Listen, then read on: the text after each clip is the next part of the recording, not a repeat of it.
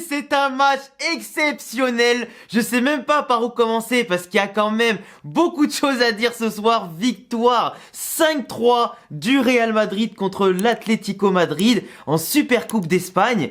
Un derby qui a été plus que prolifique, quand même 8 buts dans ce match. J'aurais pensé que ça allait être un match un peu fermé.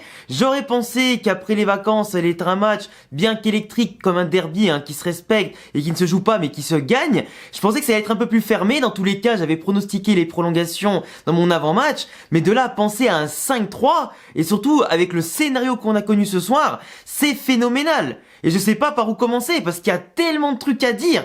Et je pense que même vous là, on est tous sous le choc. Mais vraiment 5-3 et en plus avec la manière. Parce que vraiment, l'Atlético Madrid, dans l'ensemble du match, alors oui, ils ont eu des phases, ou surtout dès le début du match, ils nous ont un peu saoulés, ils ont eu des phases de possession, ils nous ont inquiétés, etc. Ils nous ont mis quand même des buts assez sympas, même si on leur a quand même offert facile 2 buts sur les 3 qu'ils ont marqués. Mais globalement, ils ont quand même eu des occasions pour nous faire frissonner, nous faire douter. Mais sur l'ensemble du match, surtout à partir de la 70e par exemple, jusqu'à la fin des prolongations, l'Atlético Madrid n'a rien foutu. Ils n'ont rien foutu, du coup pendant rien que de 50 minutes, les 50 dernières minutes, ils ont rien fait. Et avant ça, on a eu des périodes de domination, ils n'ont pas touché la balle. L'Atlético Madrid ce soir a quand même proposé au Real Madrid un match d'une haute intensité, parce que ça allait vraiment d'un côté comme de l'autre en termes de récupération, ça lançait les ballons, ça essayait de construire, mais après l'Atlético Madrid était plus sur la défensive que le Real Madrid qui tenait plus le ballon, qui tentait d'aller un coup à gauche, un coup à droite, etc. Franchement, ce match-là, c'était un peu difficile à lire parce que au début, l'Atlético Madrid, ils ouvrent le score sur un corner.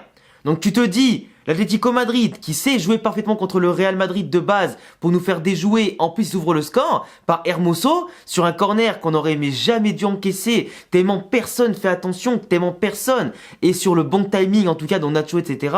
qui était à côté de lui. C'est quand même dommage.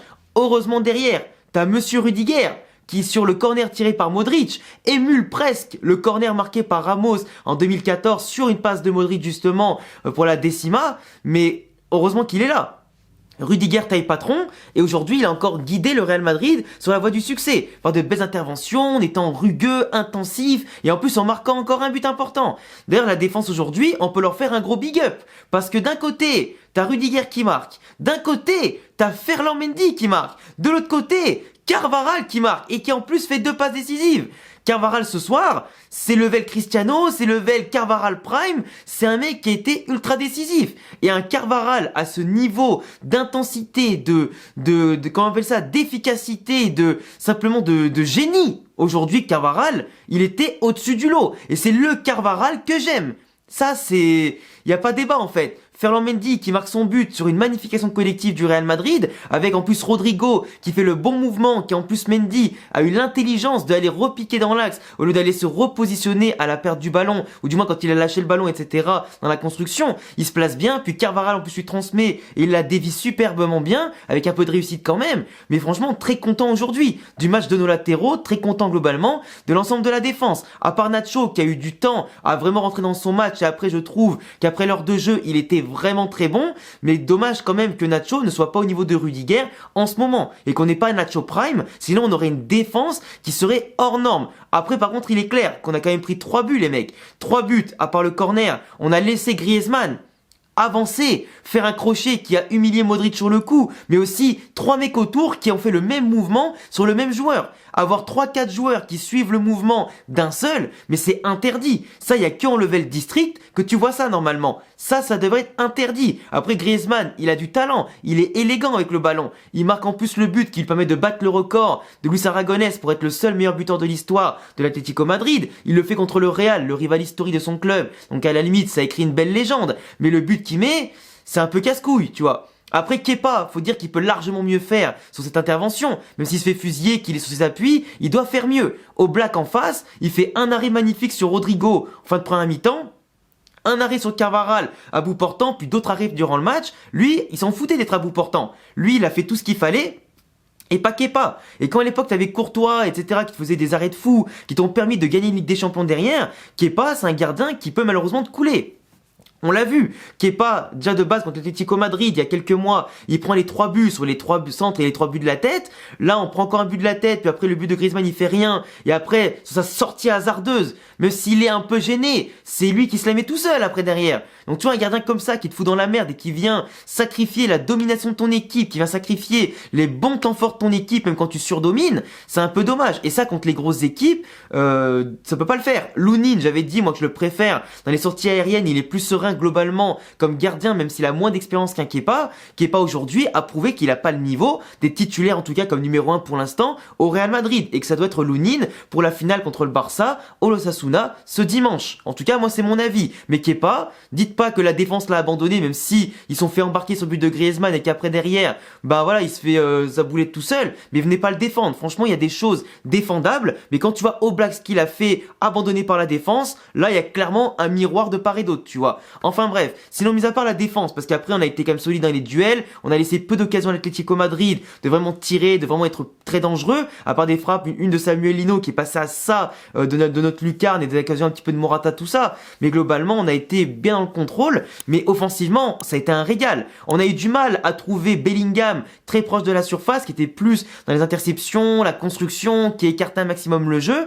On a eu du mal à trouver par moment Rodrigo et Vinicius, qui étaient un peu esselés, mais plus le match avançait, plus l'Atlético Madrid était fatigué, plus leur ligne était un peu distendue, plus on arrivait à les trouver, plus c'était facile après d'écarter le jeu, d'avoir des occasions, surtout pour Rodrigo qui dans les 1 contre 1 était quand même quasiment imprenable à des moments. Mais Vinicius, tu vois, aujourd'hui, il a fait un match franchement très mauvais. Pour moi, c'est un 2 ou 3 sur 10 ce soir le match de Vinicius. Alors oui, le 3e but qu'on met pour l'égalisation vient de son accélération après la magnifique sortie de balle qu'on a fait. Mais je veux dire, son match, globalement, il a été catastrophique ce soir. Dans la proposition, il s'est cassé les dents et j'arrête pas de le dire, Vinicius doit évoluer dans son profil et son intelligence de jeu contre ces équipes-là qui t'attendent, qui vont te marquer à 2 joueurs, qui n'ont pas te laissé d'espace, ni faire en tout cas ce que tu veux. Oui, prenez la profondeur. Oui, venez déborder. Mais souvent, ses centres étaient pas bons, ses frappes étaient pas bonnes. Donc au bout d'un moment, Vinicius aujourd'hui, il aurait dû sortir plus tôt selon moi dans le match. Et Brahim Diaz aujourd'hui, il est beaucoup plus en forme qu'un Vinicius qui revient de blessure. Faut pas oublier qu'il revient de blessure, qu'il a un rythme à récupérer. Donc globalement, même si Vini, Rodrigo en sont sortis, notamment pour la fraîcheur, pour anticiper le match de dimanche si on se qualifiait, globalement, Brahim Diaz aujourd'hui a encore montré qu'il était plus en jambes. Il marque son but en plus en devançant la sortie d'Oblak. Il montre qu'il est en jambes sur les crochets. Il est inarrêtable à un moment donné de faire un crochet puis la frappe croisée, elle passe juste à côté. Mais Brahim Diaz dans la percussion, son apport au jeu, etc. C'est un joueur qui est en confiance et qui doit être appelé en sélection espagnole. Il fait toute la diff en ce moment et il est phénoménal.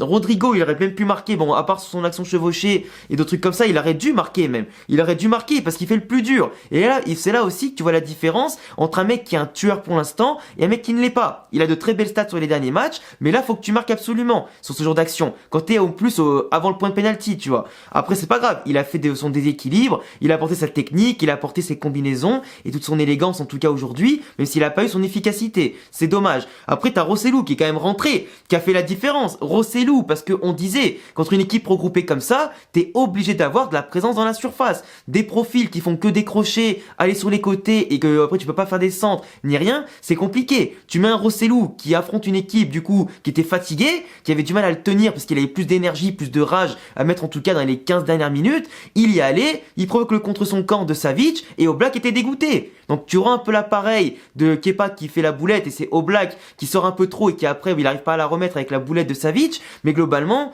Rossellou, tu vois, c'est pour ça qu'il est important par son profil complémentaire de ce qu'on a déjà dans l'effectif et ce qu'il peut apporter contre les équipes regroupées qui vont justement lâcher un peu le jeu au fur et à mesure du match pour ne faire que défendre et jouer pourquoi pas jusqu'au tir au but. Mais globalement Rossellou a fait ce qu'on lui demande, être le super sub qui fait la différence. J'aurais bien aimé que Arda, quand il est rentré, ce soit lui qui fasse la diff, mais Rossellou, par son engagement, son amour du maillot et ce qu'il fait sur le terrain, il le méritait, ce petit but. Après, Brahim, il a scellé la victoire. Mais globalement, on sait que le Real aujourd'hui a encore une fois fait preuve de caractère. Mené 2 fois au score, on revient tout le temps. Même quand ça paraît désespéré, on revient, on surclasse l'adversaire. En plus, on leur met une bonne raclée pour compenser celle qu'on a prise en Liga en début de saison. Et en plus, bon, même si c'est la prolongation, qu'on gaspille des forces, après qu'il y a un calendrier chargé qui arrive, après la Supercoupe d'Espagne, c'est pas grave. Mais quand tu remporte des matchs comme ça, tu récupères plus facilement, t'as un mental d'acier, tu ressoudes encore plus ton groupe, et si tu vas la chercher, la Super Coupe d'Espagne ce dimanche, qui serait ta 3e en plus dans ce nouveau format,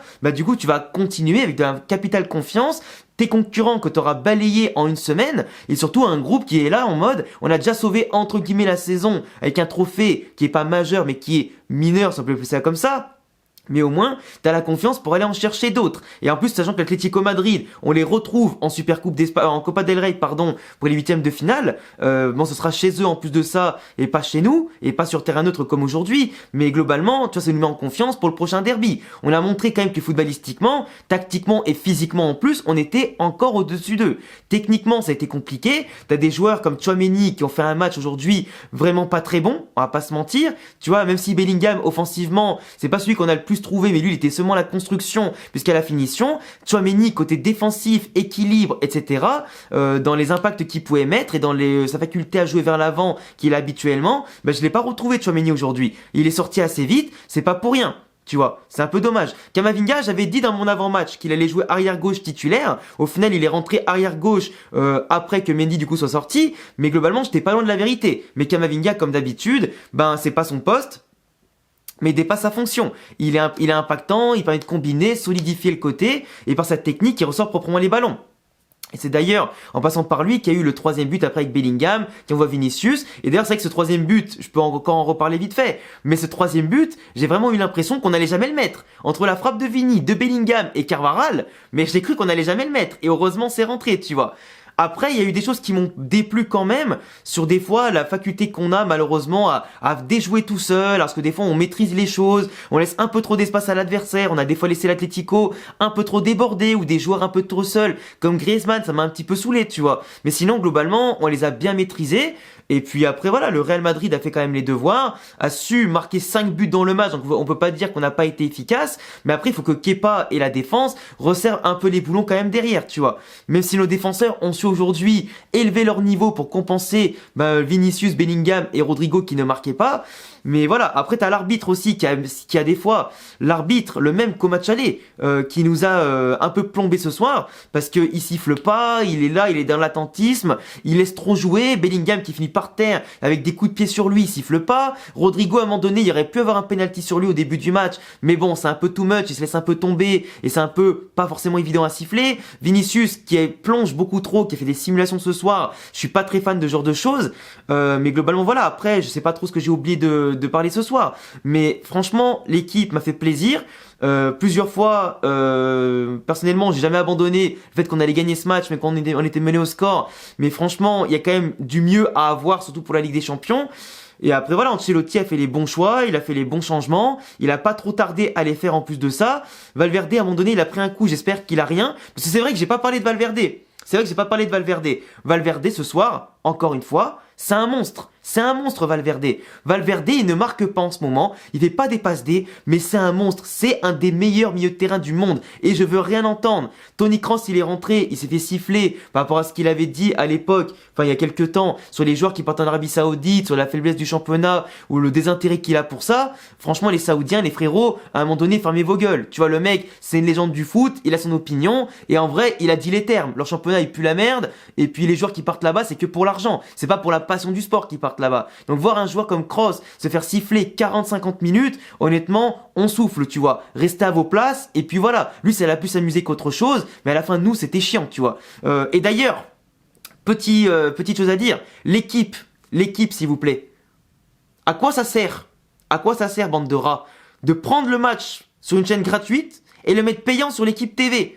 On est obligé de se taper des IPTV ou des liens bizarres sur des sites chelous pour aller mater un match qui normalement devrait être accessible. Ou alors laissez-le à beIN Sport, laissez-le à Canal+, en tout cas auquel t'es abonné toute l'année quasiment, mais mettez pas ça sur une chaîne gratuite pour le mettre payant. J'appelle ça une technique de crevard et franchement c'est chiant. Enfin bref, on a quand même pu profiter de ce match-là. Victoire 5-3 du Real Madrid. Je vous laisserai me dire en commentaire les gars ce que vous en avez pensé. Pour moi, les hommes du match, c'est clairement Carvajal, c'est clairement monsieur, comment il s'appelle, Valverde, l'homme de l'ombre. Et puis ouais, je pense que ça va.